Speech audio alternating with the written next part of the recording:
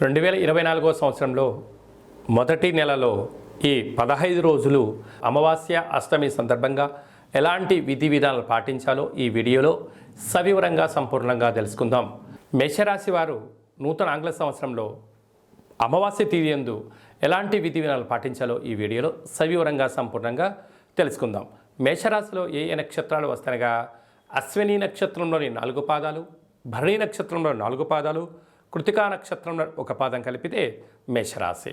చాలామందికి పుట్టినటువంటి కాల సమయంలో డేటా బర్త్లు లేనటువంటి కారణం చేత పేరు యొక్క మొదటి అక్షరాన్ని అనుసరిస్తూ ఆ రాశిని తెలుసుకునే ప్రయత్నం అవుతుంది. అవి ఏ అక్షరాలు ఒకసారి పరిశీలన చేద్దాం.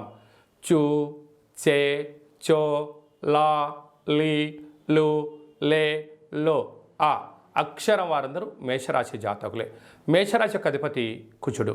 రాశిలోనే గురు సంచార స్థితి ఉండడం వలన వృత్తులలో, ఉద్యోగాల్లో, వ్యాపారాల్లో కొత్తమైనటువంటి పనులు ప్రారంభించాలి అనేటువంటి కార్యక్రమంలో అద్భుతమైన విజయానికి మీరు కేంద్ర బిందువులు అవుతారు అని చెప్పి గమనించాలి.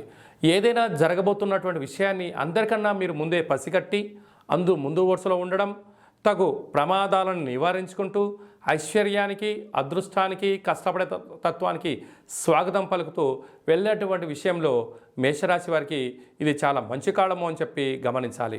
కాకపోతే అష్టమంలోనే బుధ శుక్ర సంచార స్థితి ఉండడం వల్ల విలాసాలకు, ఆధ్యాత్మిక తీర్థయాత్ర కార్యక్రమాలకు, కొత్తమైన పెట్టుబడులు పెట్టేటువంటి కాల సమయంలో 1-2 సార్లు ఆలోచించడం, వాటిపైన పరిపూర్ణమైనటువంటి మీకు శిక్షణ ఉన్నప్పుడు మాత్రమే వాటిని ప్రారంభించండి.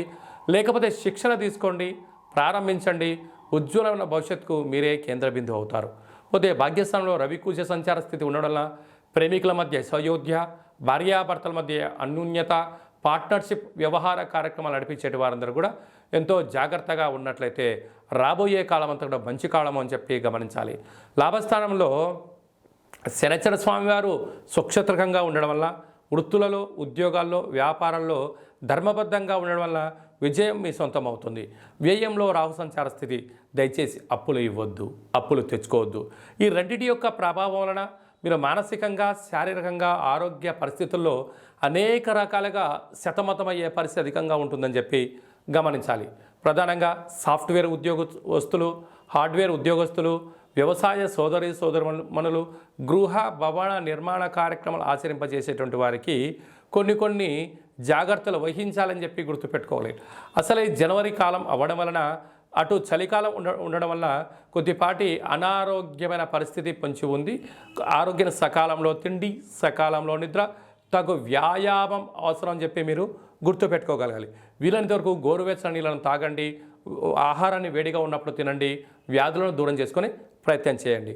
కనుక ఈ 11వ తారీఖు అమావాస్య సందర్భంగా మేషరాశి వారు ఈ అద్భుతమైన ఇంకనూ విజయం సాధించగలగాలి అన్నట్లయితే మీరు ప్రతిరోజు భోజనం చేసేటువంటి కాల సమయంలో కుక్కకు కానీ, కాకికి కానీ, ఒక సాధువుకు కానీ అన్నదానం చేసి మీరు అన్నం తిన్నట్లయితే మీరు అనుకుంటున్న అన్ని పనులలో ఉన్న ఆటంకాలను, కర్మను దానం చేయడం అని చెప్పి గమనించాలి.